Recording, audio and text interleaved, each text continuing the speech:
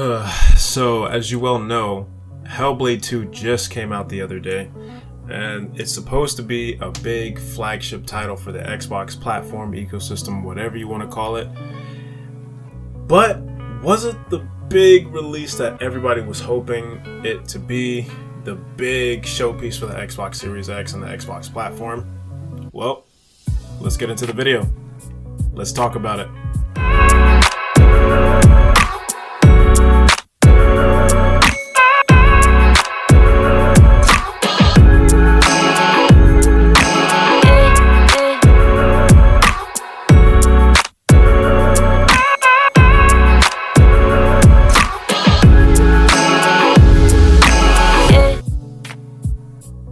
Yo, what's going on, guys? It's that guy Ken back with another video. I know it's been a very long time since I've made a video, but as you well know, Hellblade 2 just came out, and if you know anything about me personally, it was a game that I was looking forward to. It was a highly anticipated game that I was looking forward to for the Xbox platform, and now we're here. The question is this game what everybody expected it to be? Now, I will start the video off by saying, of course, I know you see the title.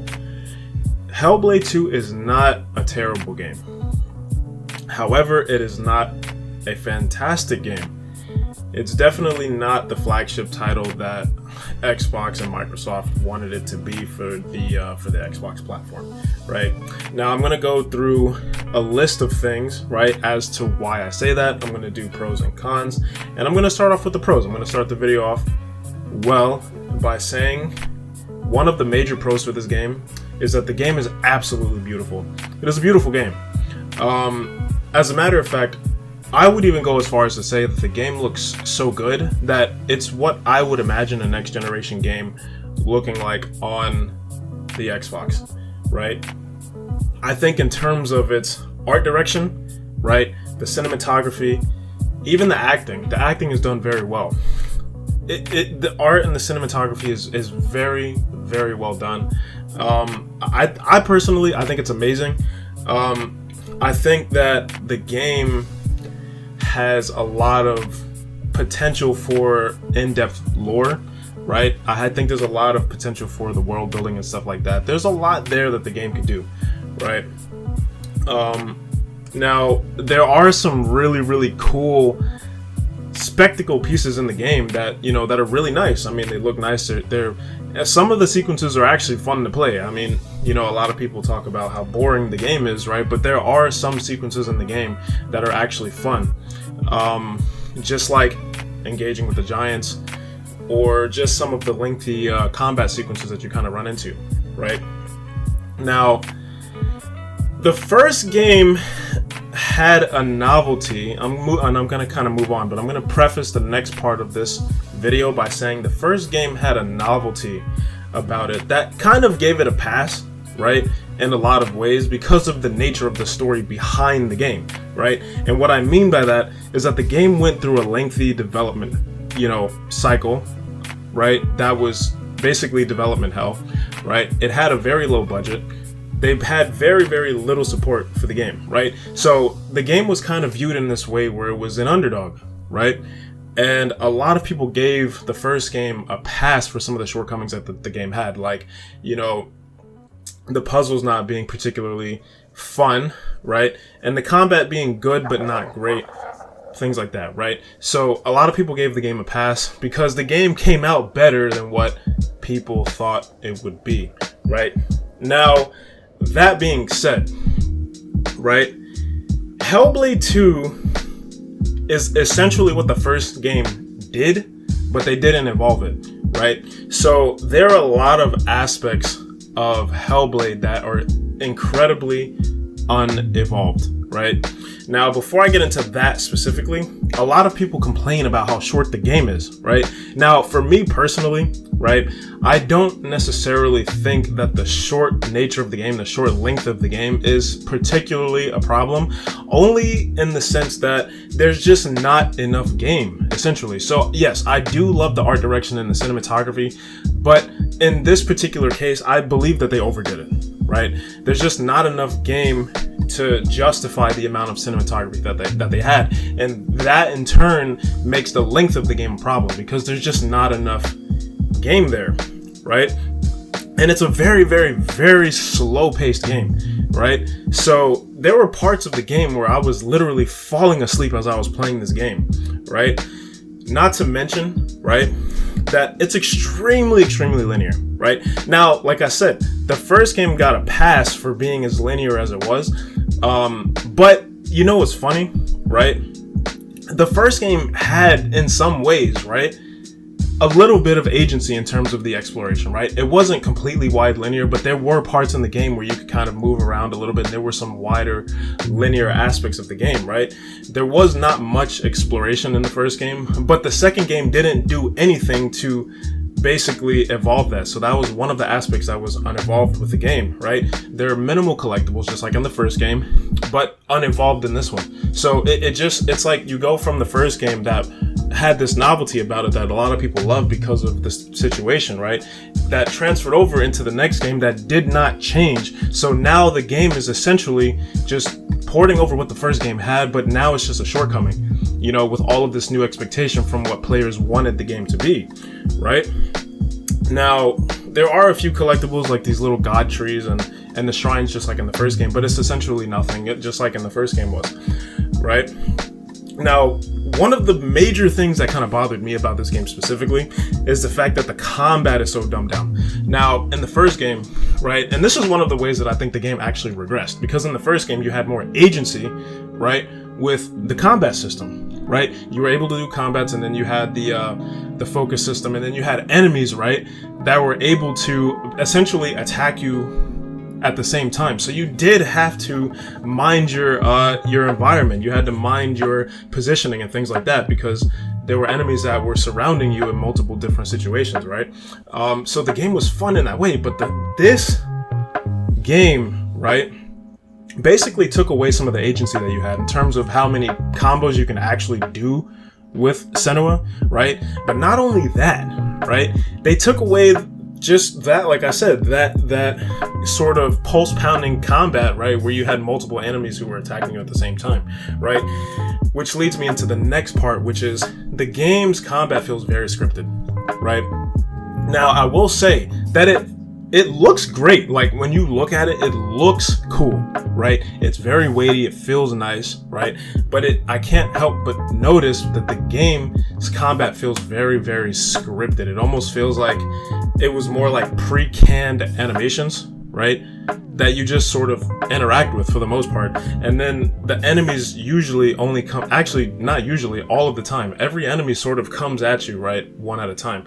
And they toss like this little cinematic element in there where it's like the enemies bump into each other and, you know, people kind of run into you, and it's just like this weird cinematic thing. It's cool to see, but it's, like I said, very scripted, right?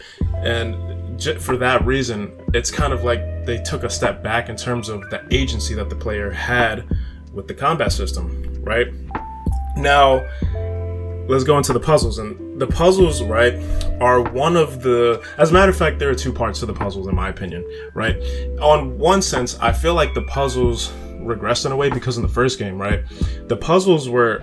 Essentially, they weren't really great. I won't say that they're great, but I feel like the puzzle element of the first game got a pass because of what I mentioned earlier, that novelty, you know, the underdog story. The game came out better than what people thought it was going to be, right?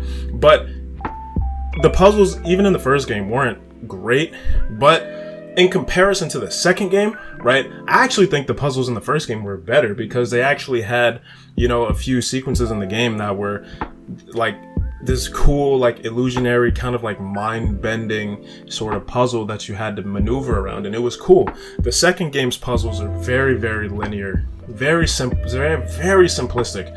I would even go as far as to say that the puzzles in the game are brain dead. I mean, like, it literally takes no brain power, right, to figure out these puzzles. And like I said, it's literally just a linear sequence where you kind of go forward and then you basically solve the puzzle. There's no brain power involved with figuring out these puzzles. So ultimately they become boring. They feel boring to do, right? And just overall, just less interesting overall, right? Just like that sequence everybody's talking about. You have to light the braziers. It takes a whole hour to do this. It's so incredibly boring, right? And the freaking boss fights in this game, right, are essentially non-existent, right? Now, there are technically boss encounters in the game, the giants, right? So you encounter the giants as you play through the game, right? But it's not really a boss fight. It's more like an interactive sequence where you kind of have to go through these little sections to engage with the giant, but you're not actually fighting the giant. Now they're cool, like I said earlier, like they look nice. It's a nice little spectacle, and coupled with the graphics of the game, it looks nice. But in terms of like these cool like boss fights, essentially they're not really there in this game in comparison to the first game. Because if you play the first game, right,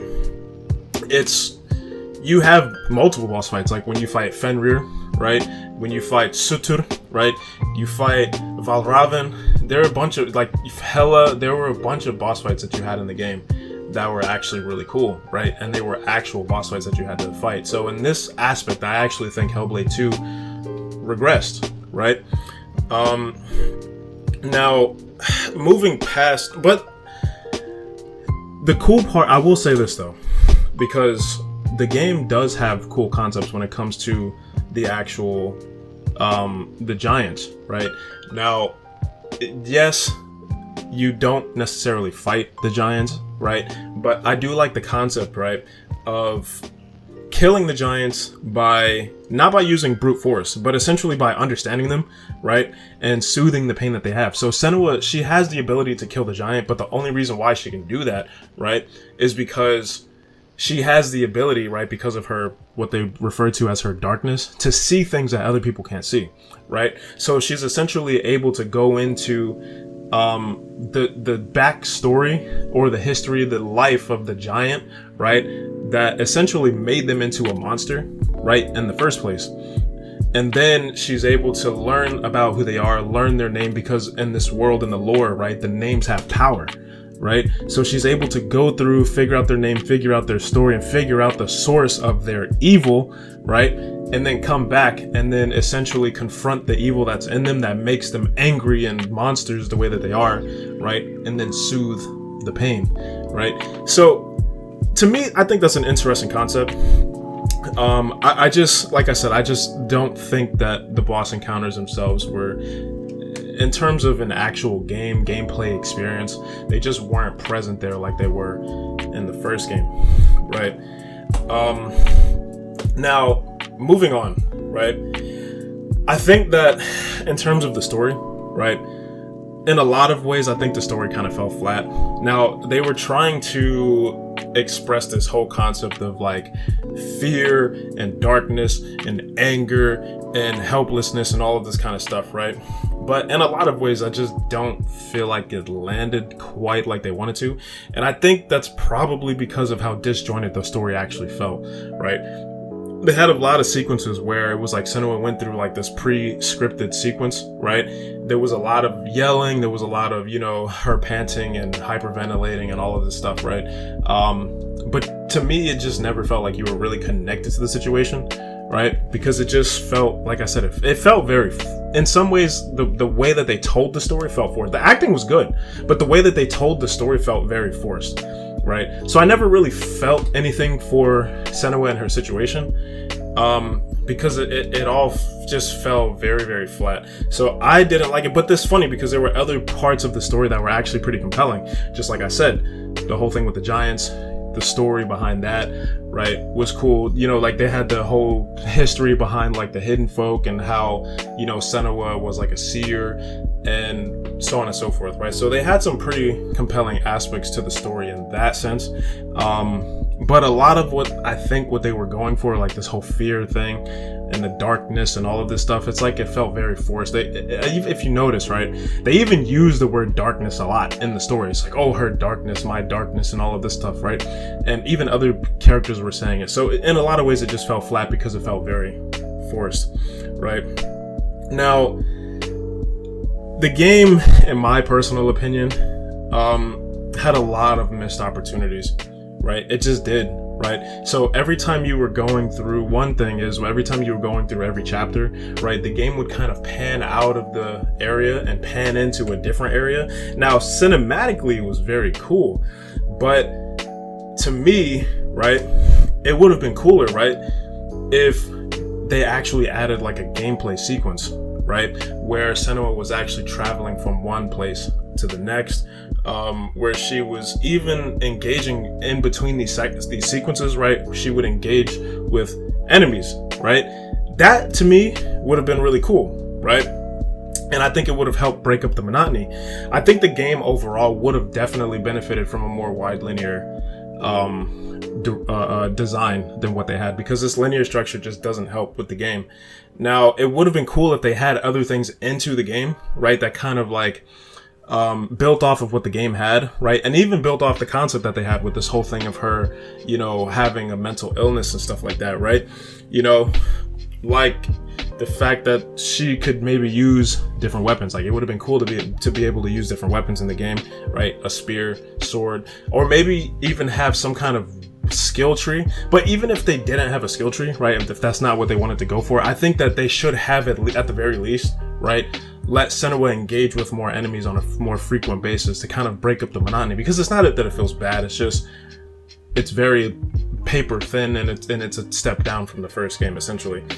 And it would have been cool, right, like say for example with her illness, like maybe as she was going through the world, right, she could have, you know, her items in her inventory or something like that, right, could have disappeared. Like she had a healing item that disappeared or something like that, right? And she just, there's no knowledge of it or whatever, because this is her mind essentially saying that something is there that's not really there, right?